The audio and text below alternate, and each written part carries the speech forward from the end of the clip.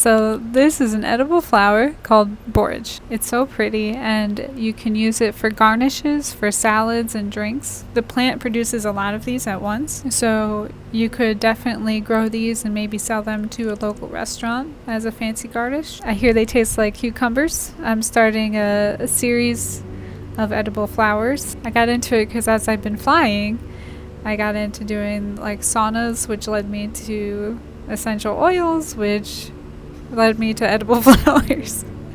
Another great reason to grow edible flowers in the garden is because they attract pollinators. So if you live in an apartment like me, you know, my garden is a patio in a parking lot.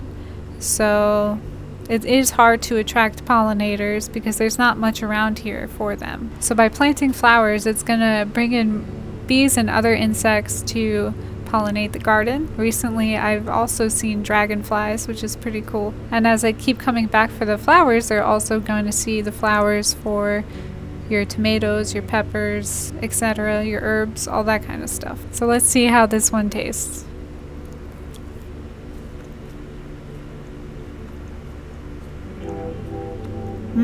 It really does taste like a cucumber. I'm very surprised at how much it tastes like a cucumber. Another thing I noticed is some of them are coming in like a little purplish pink, and I think that has something to do with the pH of the soil. So I think if it's a little bit more acidic, they turn pink, kind of like a hydrangea. So when I came back from my last trip, I was pleasantly surprised. So I built these arches a while ago because I've always wanted like garden arches. And I said, I'm not going to wait until I own a house. I'm going to make my own garden arch. I couldn't afford the thick cattle panel like you see in all these Instagrammable gardens. I got something that was a smaller gauge. And eventually it started to droop. This was not as pretty when it started to droop. And also it made it easier, I think, for the lizards to hang out on it.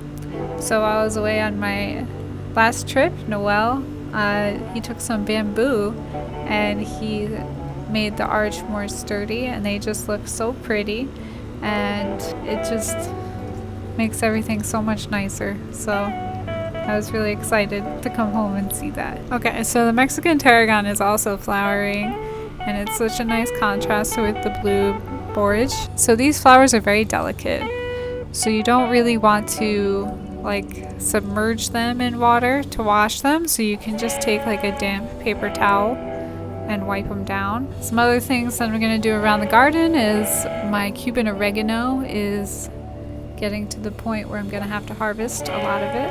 I use some of it fresh, but if you've never seen Cuban oregano before, it has like, it's almost like an aloe-y texture.